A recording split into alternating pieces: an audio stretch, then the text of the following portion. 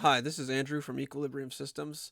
Today is going to be a follow-up video from a video I did before about opening objects with the Ultimate First Person shooter pack you can get off the asset store. The original video was for 1.75 version, and this is going to be for version 2, and it's done a little bit differently, so I thought I'd do a video. And basically, if you're looking for something like this, where you can open it, and then close it again, or open the bottom, sort of stuff like that. That's what we're going to be looking at today. So the first thing with this model we want to do is create an animation. Now with this model, you can see that the root of this game object is right at the hinge, which is what we want. So we'll be able to rotate it and get a realistic door swing. So the first thing to do that is we want to create our animator and animations. So we'll start by creating our first animation. We'll just start with the closed one. And this one's going to be very straightforward. We'll just take the transform of the root game object. Select rotation. Make sure it's only 1 frame long. We don't really need anything extra. And that's basically it. That's all we need. And then we can create the next one. We'll do the opening animation. So same thing. Add the transform rotation. So we're going to start at 0. Then we can hit record, go to the end. I tested this before, 130 looked good. So now we can stop recording. We're going to shorten this time frame down. We don't really need that much time. And now you can see, oh, maybe we do need that much time. So that's the animation playing there. That seems like pretty good, maybe a little fast, but probably good enough. Let's just move it to there. And then you can, and this is the animation we'll play when we open the door. So now we have 2 left to do. We have to do the left door opened. And this is going to be just like the closed. It's just the door at 130 open. And it's the same with this one. Just do 1 frame. Just make sure that's right. Oh, no, it's not right. Let's see here. 0, 0. Let's just do the record method. Record 130.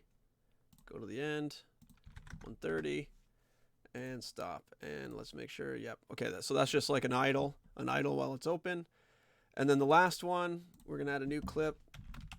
Left door closing. Same idea. Door rotation. We're going to start with this. Start the preview, record. So we actually do want that there. Go to the end. We want 0. Stop the recording. And then closing. Okay, super straightforward. No problem there. We'll reduce this down to the same we had for the closing, so it's the same rate. And that's it for the animations for this side of the door. Now, I won't bother doing the other side of the door. It's the exact same thing, except you need to probably do minus 130 because it'll be a different angle of rotation, but nothing too much different.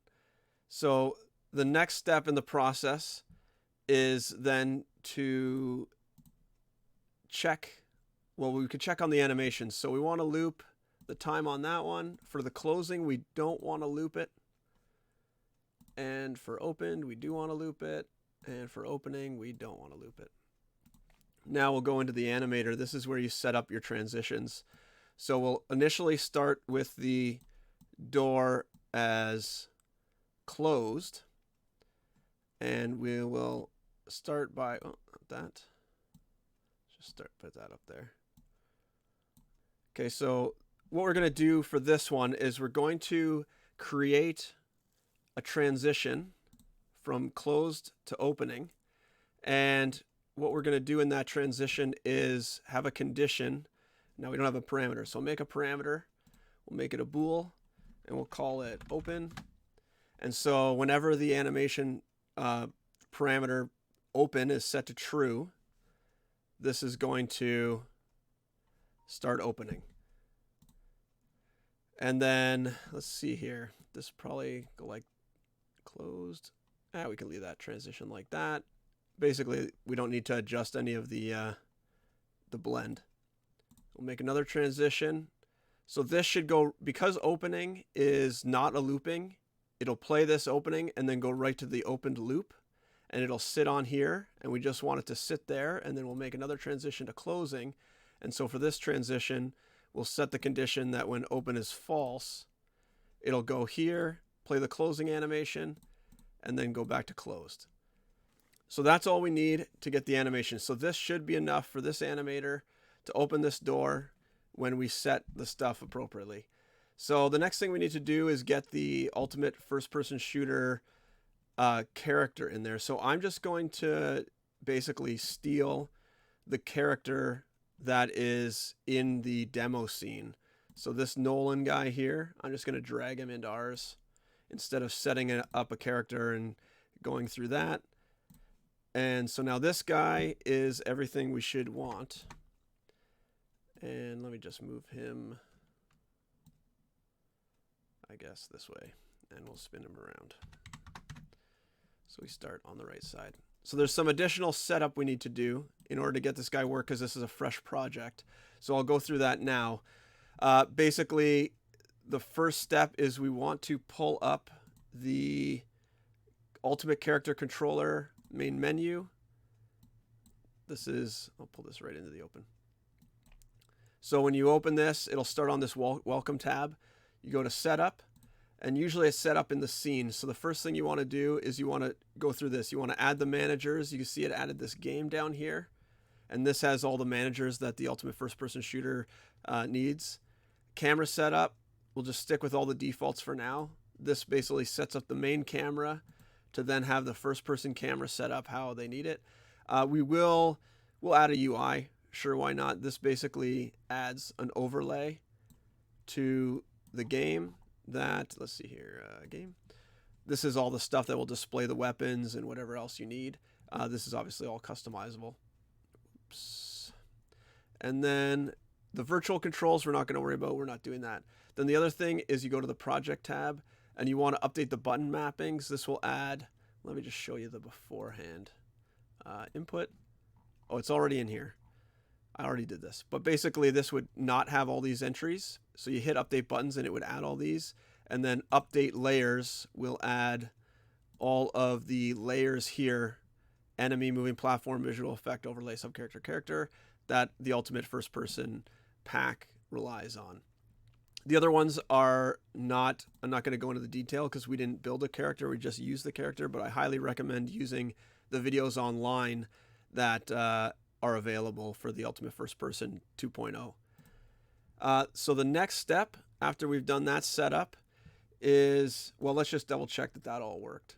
So let's just maximize on play here. So we should, once we get this, we should have a character. Oh, so the character is not assigned to the camera. So go to the main camera, inspector, and you'll see there's a camera controller here. And right now the character is null and the anchor is nothing. So just drag the Nolan character in there and auto anchor into there. And this anchor offset, I can't remember if that's set, but we'll just leave that. I think that's correct. Let's try this again. Yeah, okay, so here we go. Now I don't have any default inventory or anything, so nothing is set up in my character's hands. And I can crouch down, and obviously I can't interact with this yet or do anything.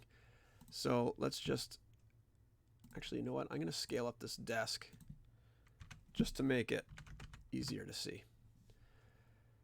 Oh, where'd it go? There we go. Then the next thing we want to do is we want to do the actual interaction. We'll need to add an interaction layer.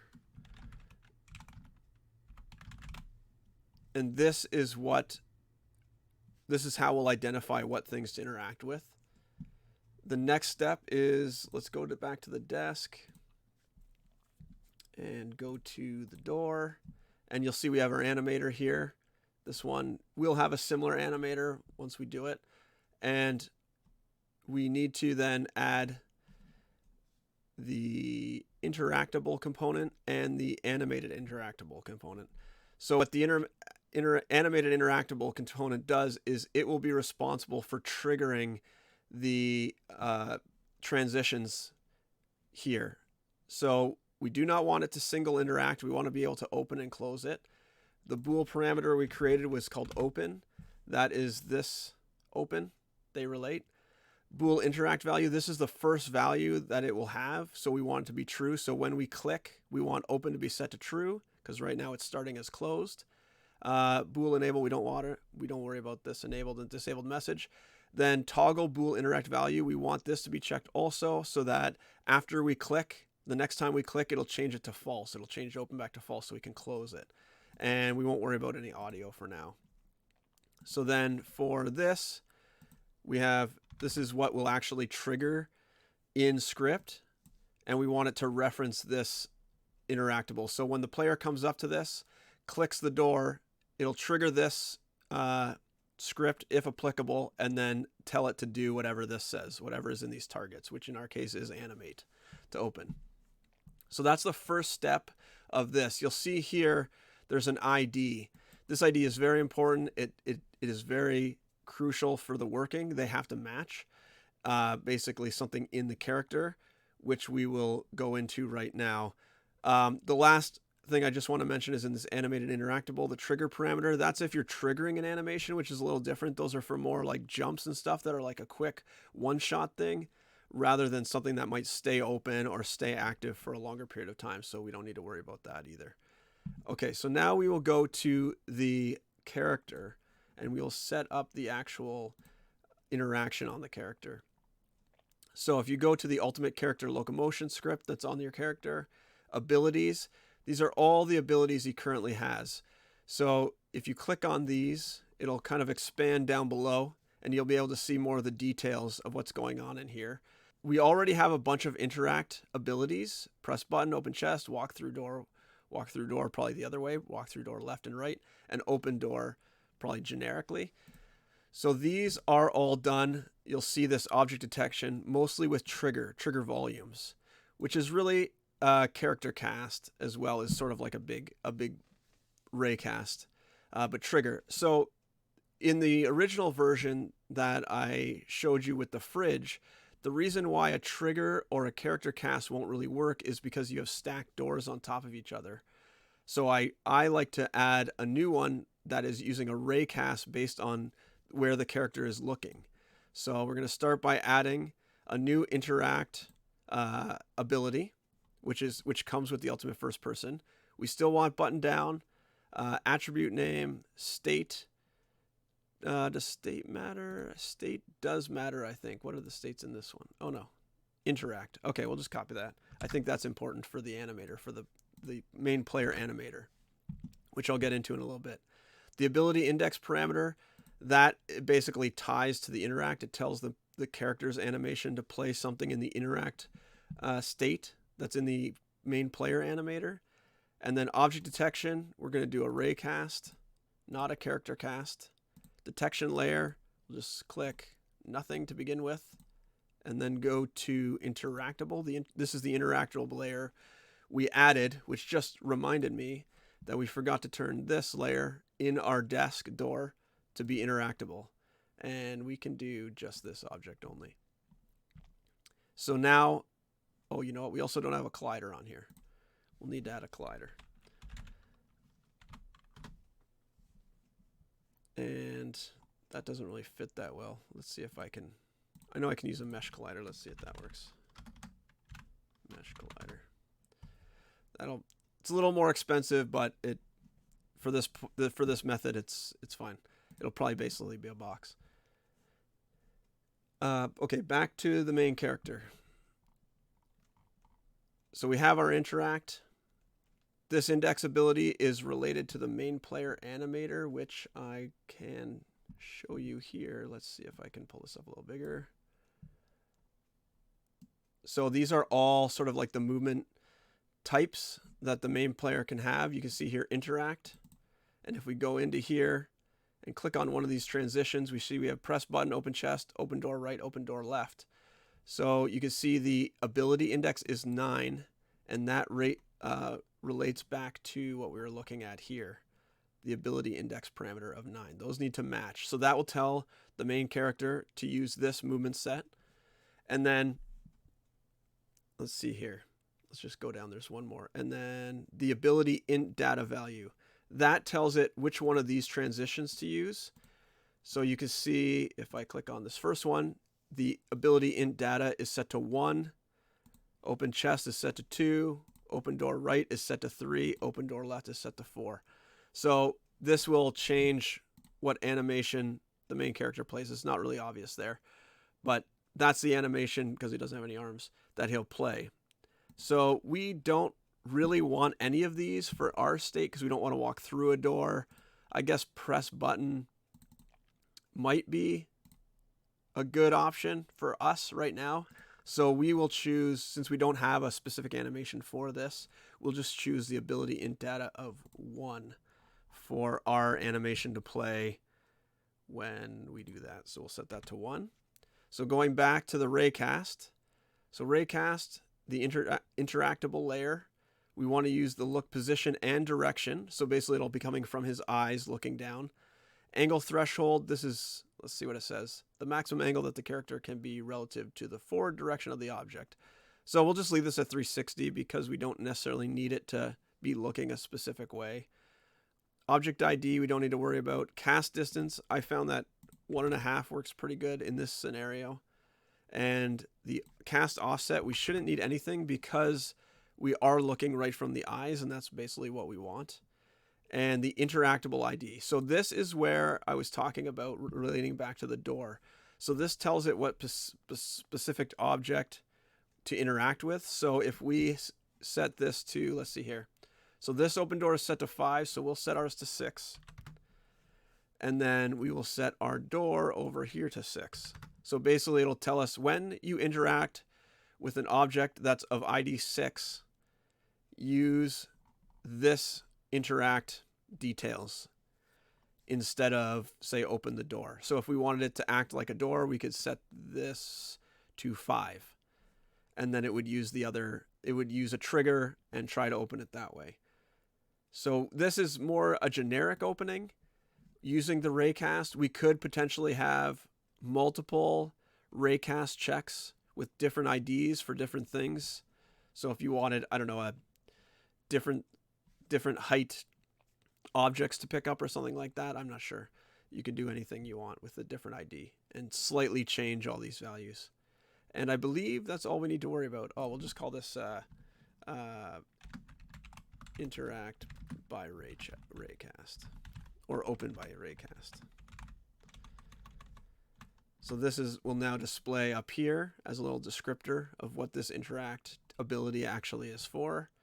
And we'll just add a little UI message, press F to open, just to confirm it's actually working.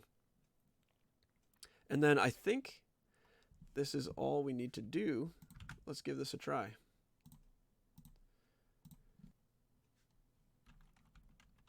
So let's go a little closer, and it's not working. Let's see if I need something equipped. So let's go to his inventory. I'm not sure if he needs an item equipped, but let's add a pistol. And give him 1. And he doesn't really need any bullets, but let's give him a bullet. Let's give him 10 bullets. And then let's see at that. If not, it may have something to do with the collider. Okay, so it's not working. So let's check. Oh yeah, this does not have a collider at all. So let's add go back to the scene view so we can see what we're doing. Let's just add a, oh, you know what? I think it's also, oh, I know what it is. This was also set to static. We want to make sure that the doors, oops, this can stay static. The root can stay static, but the doors we want to be moving. And mesh collider. All right, let's check that now. I think that's probably what it was. No. Let's see if it was this.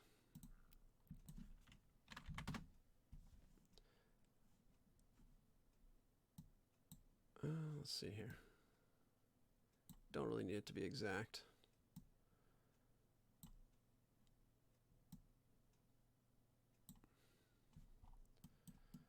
Okay, that's probably good enough for us right now.